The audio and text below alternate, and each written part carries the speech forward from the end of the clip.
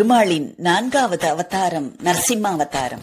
நாராயணனே பரம்பொருள் என்று வணங்கி வந்த தன் பிள்ளை பிரகலாதனை துன்புறுத்தி வந்தான் அசுரன் ஹிரண்யகசிபு.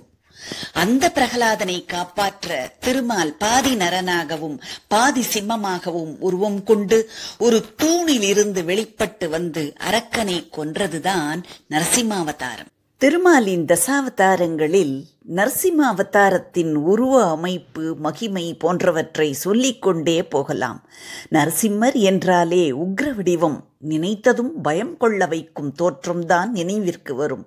நரசிம்ம ரூபம் உக்ரமானது என்றாலும் பக்தர்களுக்கு ஒரு பிரச்சனை என அடுத்த கணமே காப்பாற்ற வருபவர் நரசிம்மர்.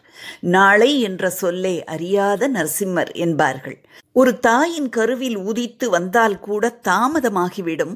தனது பக்தன் அதுவரை துன்பத்தை பொறுக்க வேண்டியிருக்குமே என நினைத்து, தூணிலும் இருக்கிறாரா உனது ஸ்ரீஹரி எனக் கேட்டு அதை உடைக்க ஹிரண்யன் தனது கதையை ஓங்கும் முன்பாக அவன் வேண்டிய வரத்தின்படியே ஒரு அவதாரம் எடுத்து தூணில் இருந்து வெளிப்பட்டு வந்து தனது பக்தன் பிரகலாதனை காத்தவர் நரசிம்மமூர்த்தி. அவரது தோற்றத்தை கண்ட ஹிரண்யகசிபு அதிர்ந்தான். இது என்ன தோற்றம்? இது மனித உருவிலும் இல்லை, மிருக உருவிலும் இல்லை, மனித சிங்கம் போல் தெரிகிறதே என நினைத்து திகைத்தான். அந்த நரசிம்மமூர்த்தியின் தோற்றத்தை உற்று கவனித்தான். விண்ணை தொடுவது போன்ற நீண்டு வளர்ந்த நெடுமேனி, பிடரி தலை மயிர்களால் தடித்த முகம், வீங்கிய கழுத்து, முகத்தில் உருக்கி வார்த்த பொன் போன்ற கண்கள், மலை குகையைப் போல திறந்திருக்கும் வாய், அதில் கோரை பற்கள், கூர்ந்த வாள் போல் தொங்கும் நாக்கு, தூக்கி நின்ற காதுகள், விரிந்த மார்பு, குறுகிய இடை, கூரிய ஆயுதம் போன்ற நகங்களுடன் கூடிய கைகள், மொத்தத்தில் யாரும் அருகே போக பயப்படும்படியான ஒரு தோற்றம்.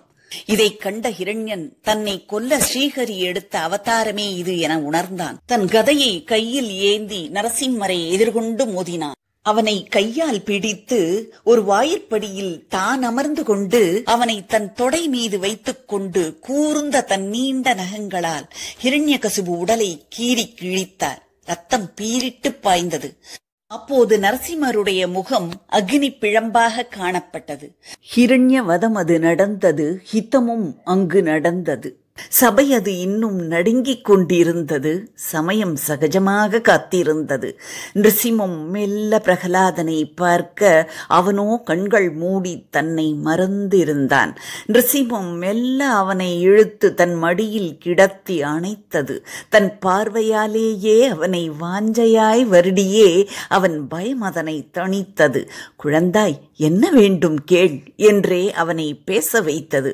மெல்ல கண் திறந்த பிரகலாதனும், சுவாமி, எனக்கு எதுவும் வேண்டாம், இது ஒன்று போதும் என்று மீண்டும் கண்களை மூட மீண்டும் சீண்டியது சிம்மம். எதுவும் கேள் குழந்தாய். பிரவாகமாய் கொட்ட ஆரம்பித்தது பிரகலாத குழந்தை. ஐயனே, இந்த சிறுவனுக்கு இறங்கி வந்து அருள் செய்தது பேரு. அதுவும் க்ஷணப்பொழுதில் இறங்கி வந்தது பெரும் பேரு. இன்னும் ஒரு அவதாரமாய் வந்தது என் ஜென்மப் பேரு. யாருக்கு கிட்டும் இந்த பாக்கியம்? ஈசனுக்கும் பிரம்மனுக்கும் மற்றைய தேவர்களுக்கும் கிட்டாத மடி இந்த மடி. இப்படி இந்த மடியை விட நிம்மதி கொடுக்கும் இடம் வேறுண்டா சுவாமி? போதும் சுவாமி இவ்வுலகின் இன்ப துன்பம். உன் மடி தரும் பேரின்பத்திற்கு ஈடு இணை உண்டா? போதும் நாராயணா என்று சொல்லி மீண்டும் தன்னை இழக்க ஆரம்பித்தான் நரசிம்மத்துள்.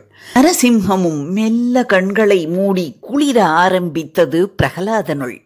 விண்ணிலோ மண்ணிலோ, பகலிலோ இரவிலோ, வீட்டிற்கு உள்ளோ புறமோ, மனிதனோ மிருகமோ, ஆயுதமோ நீரோ நெருப்போ, எதுவாலும் தனக்கு மரணம் நேரக்கூடாது என்று சாகாவரம் வாங்கி இருந்த அரக்கர் வேந்தன் ஹிரண்யனின் அகந்தையை அழிக்க மனிதனும் மிருகமும் அல்லாத நரசிம்மராக பகலும் இரவும் அல்லாத அந்தி வேளையில், வீட்டிற்கு உள்ளும் புறமும் அல்லாத வாயில் படியில், மண்ணிலோ விண்ணிலோ அல்லாமல் தனது மடியில் கிடத்தி எந்த ஆயுதமும் இல்லாமல் தனது கூரிய நகங்களால் அவன் வயிற்றை கிழித்து பக்த பிரகலாதனின் உயிரையும் வார்த்தையையும் காப்பாற்றிய நரசிம்மரின் அவதாரத்திற்கான தனிச்சிறப்பு கூப்பிட்ட குரலுக்கு செவிசாய்ப்பவர் என்பதுதான்.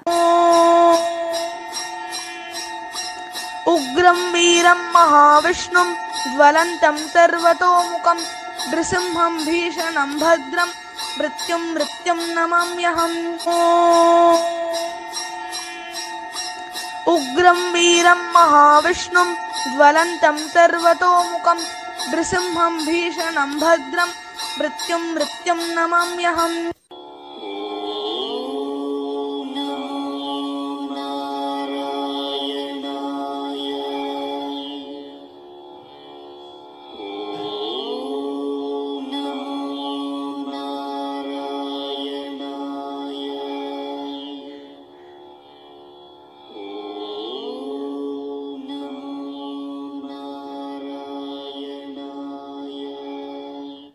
To watch more videos, please press the subscribe button and the bell icon.